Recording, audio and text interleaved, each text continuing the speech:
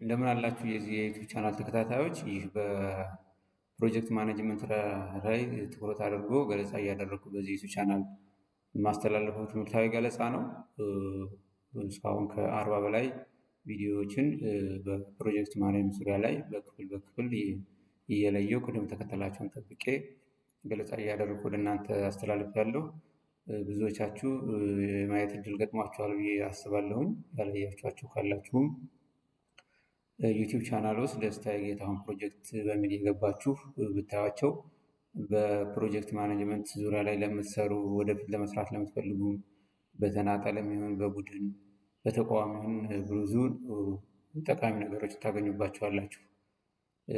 መረጃው ለሌሎች እንዲደርስ ላይክ፣ ሼር፣ ሰብስክራይብ ማድረግን አትርሱ። ኮሜንቱን ካለ ኮሜንት ስጡበት። በባለፉት ቪዲዮዎች አጠቃላይ ከመጀመሪያው ጀምሮ ፕሮጀክት ከጽንሰ ሀሳቡ ጀምሮ ከየት መጣ፣ ከታሪካዊ ዳራው ጀምሮ በርካታ ነገሮችን የዳሰሱ ቪዲዮዎችን ገለጻ አድርጌ አስተላልፌያለሁኝ።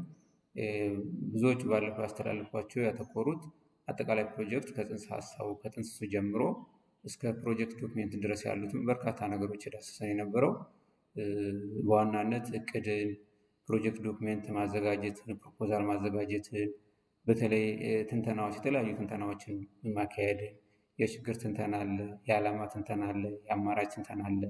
እንደዚሁም ደግሞ ፋይናንሻል አናሊሲስ፣ ኢኮኖሚክ አናሊሲስ የምንላቸውን አጠቃላይ የአዋጭነት ጥናትን እና የመሳሰሉትን በርካታ ነገሮችን የዳሰሱ ናቸው። እነዚህ ደግሞ በአጠቃላይ ኦቨርኦል ሲታዩ እቅድ ላይ ፕሮጀክት ዶክሜንት ላይ ያተኮሩ ናቸው። እነዚህ በአጠቃላይ በዛ መልኩ ከተዘጋጁ በኋላ ፕሮጀክት ዶክሜንታችንን በአግባቡ ካዘጋጀን፣ ካጠናቀን፣ ካደራጀን በደንብ በየደረጃው አስተያየት መስጠት የሚገባቸው አካላት ከሰጡ በኋላ የሚቀረው ስራ ዋናው ትልቁ ደግሞ ያንን በእቅድ ደረጃ፣ በዶክሜንት ደረጃ፣ በንድፈ ሀሳብ ደረጃ ያለውን ፕሮጀክት ወደ ተግባር መቀየር ነው። ከዚህ በኋላ የሚኖሩት ቪዲዮዎች ደግሞ ይህንን መሰረት አድርጎ ፕሮጀክት እንዴት ይተገበራል፣ እንዴት ወደ ተግባር ይቀየራል፣ ምን ውጤት ያስገኛል፣ ምን ለውጥ ያመጣል የሚለውን በደንብ የሚዳሰስበት ሁኔታ ይኖራል ማለት ነው። ስለዚህ ያን ሁሉ በርካታ የዝግጅት ስራዎች ስንሰራ፣ የዶክሜንት ስራዎች ስናዘጋጅ መጨረሻ ላይ ሄዶ ወደ ተግባር መቀየር ነው ዓላማ። ወደ ተግባር ተቀይሮ የፕሮጀክቱ ዓላማውን አሳክቶ የሚፈልጉትን አካላት ተጠቃሚ ማድረግ ስራ ነው እና እሱ ዋናው እዚህ ላይ እንግዲህ ትልቁ የፕሮጀክት ማኔጅመንት ምዕራፍ የሚባለው የተግባር ምዕራፍ ነው፣ አንደኛው ማለት ነው። እንግዲህ የተግባር ምዕራፍ ስንል በፕሮጀክት በእቅድ ደረጃ በዶክሜንት ደረጃ ያለውን ወደ ተግባር ወደ ተጨባጭ ለውጥ እና ውጤት የመቀየር ሂደት ነው። በቃ ያ በዶክሜንት ደረጃ በሀሳብ ደረጃ በፕሮፖዛል ደረጃ ያለውን ነገር ወደ ተግባር ወደ ተጨበጠ ለውጥ የመቀየር ሂደት ነው። እንግዲህ ይሄ ለዛ ነው ወሳኝ ምዕራፍ ነው የሚባለው። በዚህ ደረጃ በፕሮጀክት ዶክሜንታችን የታቀዱትን ተግባራት የመፈጸም የታሰቡትን ውጤቶች ወይም አውትካም ወይ አውትፑት የማስገኘት የማስመዝገብ ሂደት ነው ማለት ነው እና በጣም ወሳኝ ምዕራፍ ነው። ሄዶ የደከምነው ነገር ሁሉ ፍሬው የሚታይበት ውጤቱ የሚታይበት እዚህ ፕሮጀክት ኢምፕሊሜንቴሽን ወይም ፕሮጀክት ተግባር ላይ ነው። እንግዲህ ይህንን ፕሮጀክት ለመተግበር ወይም ወደ መተግበር መግባታችን በፊት መሟላት የሚገባቸው ቅድመ ሁኔታዎች ይኖራሉ። እንደው ዝም ብለን ያንን ሰነድ ይዘን ቀጥታ ወደ ተግባር አንገባም። ያንን ወደ ተግባር ሊያስገቡ የሚችሉ ቅድመ ሁኔታዎች ወይም ፕሪኮንዲሽን የምንላቸው ነገሮች መሟላት አለባቸው። ለምሳሌ አንደኛው የመንግስት ፍቃድ ማግኘትና ማጸደቅ ይሆናል። ከሚመለከታቸው አካላት የመንግስት ተቋማት አካላት ይሄ ፕሮጀክት ወደ ስራ እንዲገባ የግድ ይሁንታ መሰጠት አለበት፣ ፍቃድ መሰጠት አለበት። አንደኛው አስፈላጊ ነገር ይሄ ነው። ይህን ሳናደርገው ወደ ስራ ብንገባ ሌላ ቻለንጅ ስለሚያጋጥመን ማለት ነው። ሌላው ህጋዊ መስፈርቶችን ፍቃድ የሚያስፈልጋቸው ላይሰንስ የሚያስፈልጋቸው ነገሮች እነዛን ፍቃዳቸው ማውጣት ህጋዊ መሆን ያስፈልጋል። ማንኛውም ስራ በአንድ ሀገር ላይ ሲሰራ ግለሰብ የሚስራው ተቋም የሚስራው ቡድን የሚስራው ህጋዊነት የሚከተል መሆን አለበት።